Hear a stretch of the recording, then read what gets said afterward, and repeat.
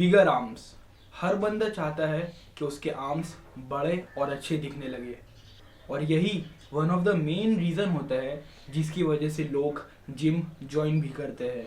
But एक अच्छे खासे वक्त से रेगुलरली जिम जाने के बावजूद भी बहुत सारे लोग एक अच्छे आर्म्स और बिगर आर्म्स अचीव नहीं कर पाते हैं, जिसका मेन रीज़न है कि सही और एक्यूरेट इंफॉर्मेशन का ना होना और उन्हें अपने वर्कआउट्स और अपने लाइफस्टाइल पे इंक्लूड ना करना।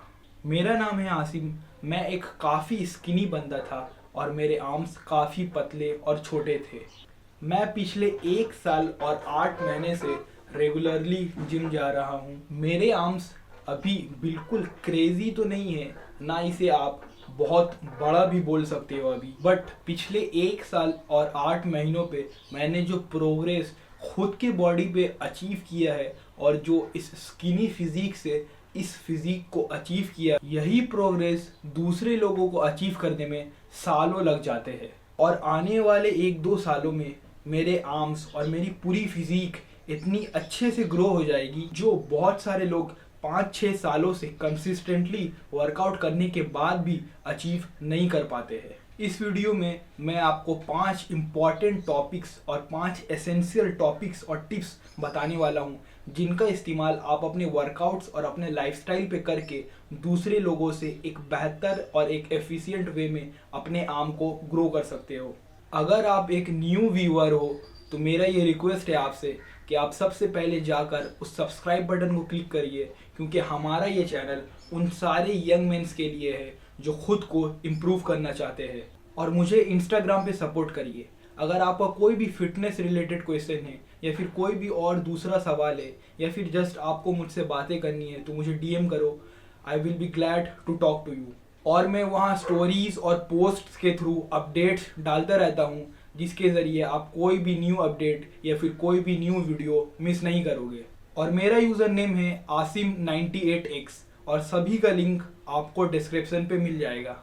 तो सबसे पहला पॉइंट है कि कंपाउंड एक्सरसाइजेस पे ज़्यादा फोकस करना। तो जिन लोगों को नहीं पता कि कंपाउंड एक्सरसाइजेस किसे कहते हैं तो मैं उन्हें बता दूं कि कंपाउंड एक्सरसाइजेस उन एक्सरसाइजेस को कहते हैं जिन्हें करने से आपके बॉडी पे एक मसल ग्रुप से ज़्यादा बल्कि एक से ज़्यादा दूसरे और भी मसल ग्रुप्स अफेक्ट होते हैं। फॉर एग्जांपल बेंच प्रेस करते वक्त या फिर डंबल प्रेस करते वक्त आपके चेस्ट के अलावा आपके शोल्डर और लॉन्ग हेड वाले ट्राइसेप का पोर्शन भी एक्टिवेट होता है और अफेक्ट होता है। एक और अच्छा एग्जांपल है पुलअप्स।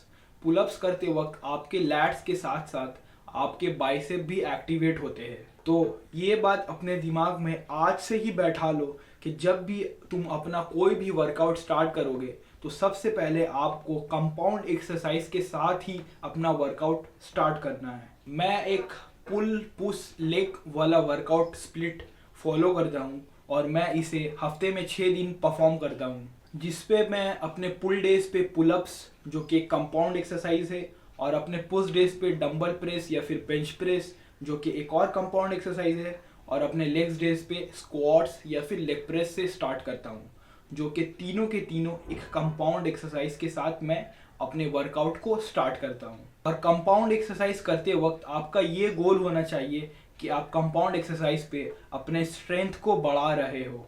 अगर आप कंपाउंड एक्सरसाइज पे अपने स्ट्रेंथ को बढ़ाओगे तो आपके आर्म्स भी ग्रो होंगे। तो आज से ये हमेशा अपने दिमाग में रखना कि सबसे पहले किसी भी वर्कआउट पे कोई भी एक्सरसाइज परफॉर्म करने से पहले कंपाउंड एक्सरसाइज को करो और उस पर अपने स्ट्रेंथ को बढ़ाते रहो।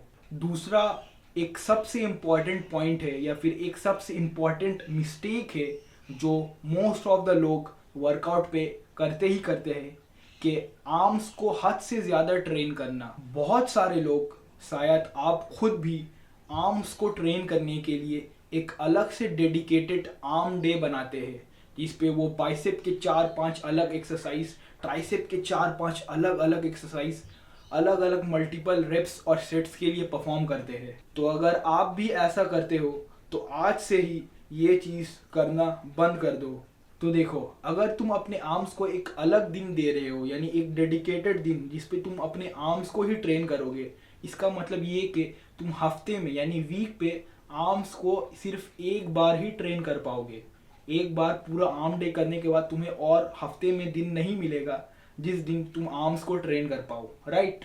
और तुम्हें अपना दूसरा आर्म वर्कआउट लगाने के लिए पूरे 7 दिन का वेट करना पड़ेगा। बल्कि दुनिया में जितने भी सारे एक्सपेरिमेंट या फिर जितने भी सारे मसल ग्रोथ पे रिसर्च हुए हैं, उसका सबसे ऑप्टिमल और बेस्ट मसल ग्रोथ का जो एफिशिएंट और इफेक्टिव वे बताया गया है वो ये है कि हफ्ते में हर मसल ग्रुप, सिर्फ आर्म को ही नहीं, कि आपके बॉडी पे हर मसल ग्रुप को हफ्ते में 2 बार ट्रेन करना ज़रूरी है, 2 बार ट्रेन करना।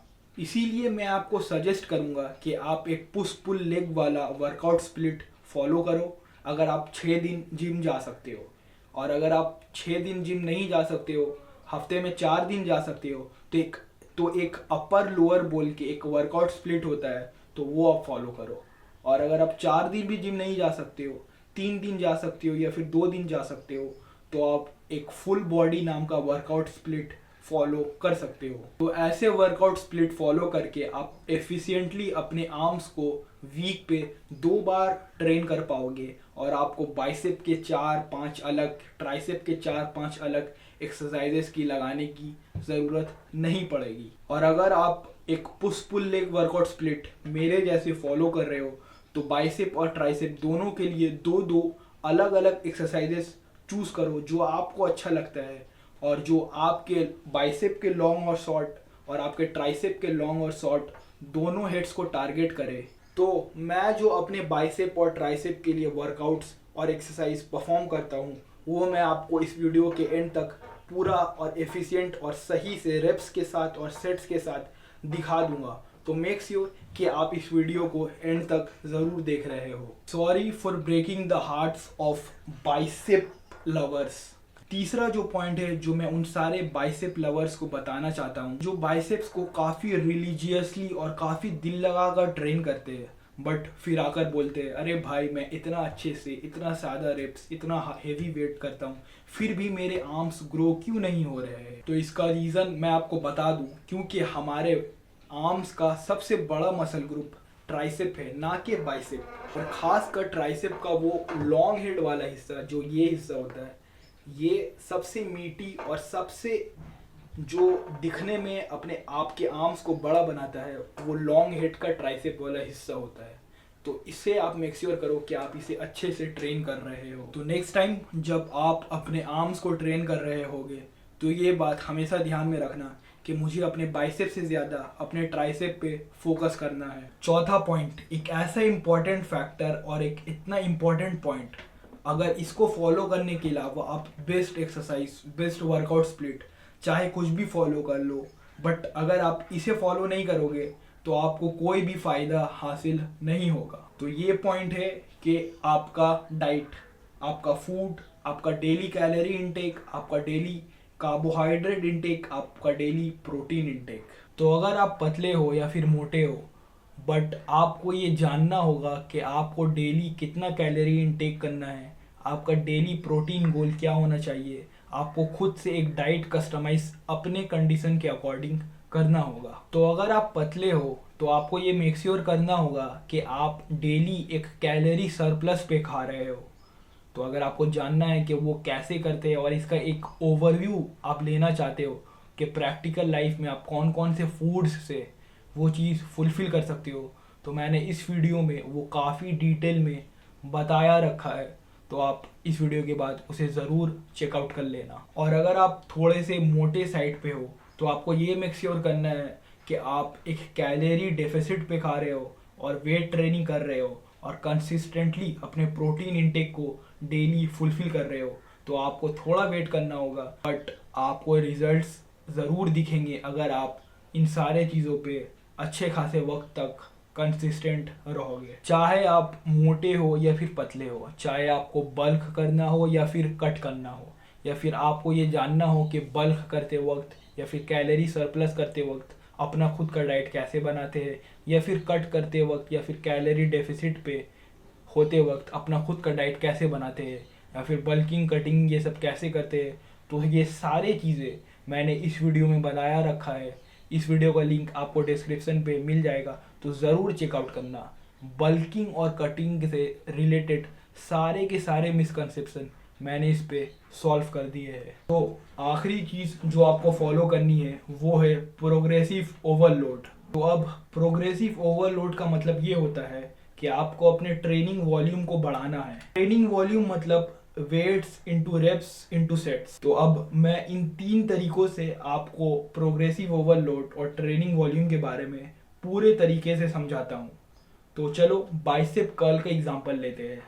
पहला तरीका, चलो मान लेते हैं कि आज तुमने 7 kg से बाइसेप कर्ल किया 3 सेट्स के लिए और तुमने 12 रेप्स तीनों सेट पे परफॉर्म किए, और अगले वर्कआउट में तुमने उसी 7 kg के साथ 12 रेप्स के लिए 4 सेट परफॉर्म किया। बट अगर तुम ये मान लो कि उस दिन तुम्हें अपने चौथे सेट पे 12 रेप्स के बदले 10 रेप्स मिले या फिर 8 या 9 रेप्स भी मिले उसी 7 kg के साथ, तब भी ये एक प्रोग्रेसिव ओवरलोड कहलाएगा, क्योंकि तुम पहले 3 सेट उसी 7 kg के साथ 12 रेप्स के लिए कर रहे थे, बट आज तुमने उसी 7 kg के साथ 4 सेट किया।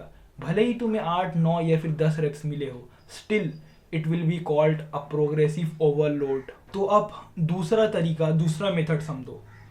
तो अगर तुमने उसी 7 kg के साथ 3 सेट लगाए, बट तुम्हें अपने लास्ट वाले सेट यानी तीसरे सेट में 12 रेप्स के बदले 14 या 15 रेप्स मिले, यानी कुछ रेप्स ज़्यादा मिल गए, so still it will be called a progressive overload. Last method, last example, कि तुमने 7 kg के बदले 8 kg से 3 सेट्स परफॉर्म किए, बट तुम्हें उतने रेप्स नहीं मिले जितने तुम्हें रेगुलरली मिलते थे, बट स्टिल 8 kg के साथ तुमने 3 सेट परफॉर्म किया। भले ही तुम्हें 8 रेप्स, 9 रेप्स या फिर 10 रेप्स ऐसे मिले हो, बट तब भी वो एक प्रोग्रेसिव ओवरलोड ही कहलाएगा। तो दोस्तों अब टाइम आ गया है, तो चलो मैं अब आपको बताता हूँ कि मैं अपने बाइसेप और अपने ट्राइसेप के लिए कौन कौन से सेट्स, कौन कौन से एक्सरसाइजेस और उसके कितने सेट्स और कितने रेप्स परफॉर्म करता हूँ।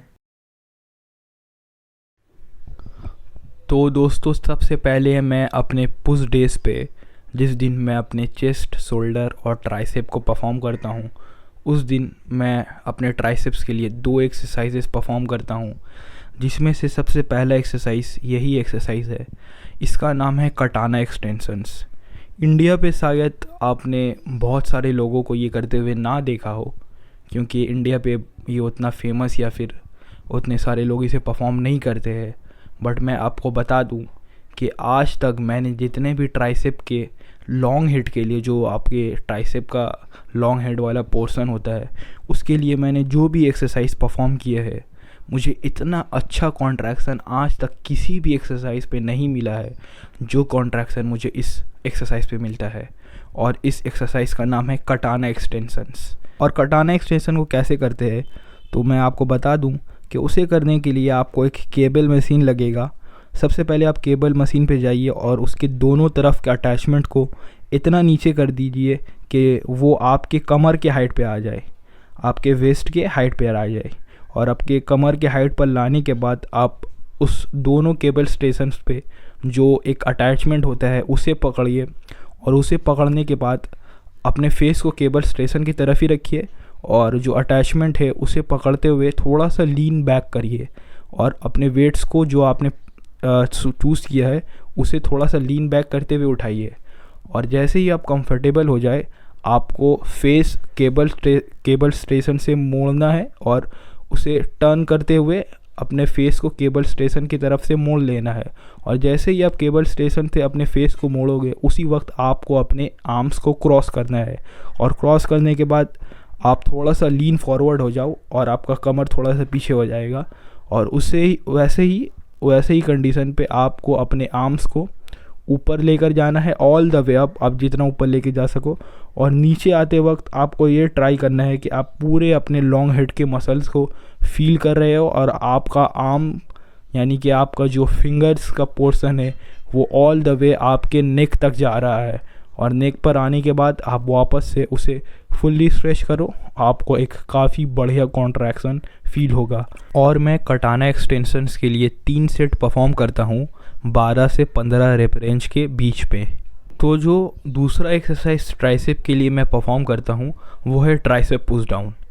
जस्ट सिंपली एक रॉड लेना है आपको और ऑल द वे डाउन जाना है, फिर एक अच्छे और कंफर्टेबल पोजीशन पे जहाँ आपका आर्म पैरेलल हो रहा है, आपका फोर आर्म्स, वहाँ जा कर के आपको स्टॉप कर देना है और फिर ऑल द वे नीचे जाना है।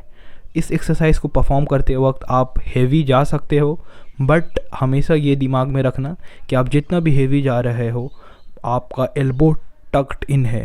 थोड़ा सा फ्लेयर आउट होता है अगर आप हेवी जा रहे हो तो चलता है, लेकिन आप हमेशा ये मेक श्योर करो कि आपका एल्बो अंदर है और आप ऑल द वे डाउन जा रहे हो एक अच्छे और बेहतर कॉन्ट्रैक्शन को फील करने के लिए। इस एक्सरसाइज के भी मैं 3 सेट परफॉर्म करता हूँ 12 से 15 रेपरेज के बीच पे, और अपने पुल डेज पे मैं बाइसेप को परफॉर्म करता हूँ, जिसका पहला एक्सरसाइज है इंक्लाइन डंबल कर। इसे परफॉर्म करने के लिए जस्ट सिंपली अपने बेंच या सीट को ऊपर की तरफ से 2 सीट नीचे कर लो और उसे वहीं एडजस्ट कर लो। उसके बाद उसे बैठने के बाद आप सिंपली एक कर्ल जैसे परफॉर्म करते हो उसे परफॉर्म करो, बट इसे ऑल द वे ऊपर ले जा कर के आपको कर्ल नहीं करना है, थोड़ा सा गैप आपको छोड़ना है और इसे ऑल द वे नीचे भी लेकर नहीं जाना है ताकि ये पैरेलल हो जाए। उसको वो करने से ना तो आपके बाइसेप में कुछ ज़्यादा इफेक्ट पड़ेगा बल्कि आप ज़्यादा रेप्स नहीं कर पाओगे। तो मेक श्योर करो कि इसे आप सही से परफॉर्म कर रहे हो और इससे मैक्सिमम बेनिफिट उठा रहे हो। और इसके लिए मैं 2 सेट परफॉर्म करता हूँ 6 से 10 के रेप रेंज के बीच पे। और मेरे बाइसेप के लिए जो मैं दूसरा एक्सरसाइज परफॉर्म करता हूँ वो है स्टैंडिंग बाइसेप कर्ल। ये मेरे बाइसेप के शॉर्ट हेड को टारगेट करता है और इसे परफॉर्म करते वक्त हमेशा ये मेक श्योर करो कि आपका जो एल्बो है वो ज़्यादा आगे नहीं आ रहा है। ज़्यादा आगे आने से आपके बाइसेप से टेंशन हट जाता है, जो कि आप नहीं चाहते हो कि बाइसेप के एक्सरसाइज करते वक्त आपका टेंशन बाइसेप से हटे। तो इस एक्सरसाइज के लिए भी मैं 2 सेट परफॉर्म करता हूँ 6 से 10 के रेप रेंज के बीच पे।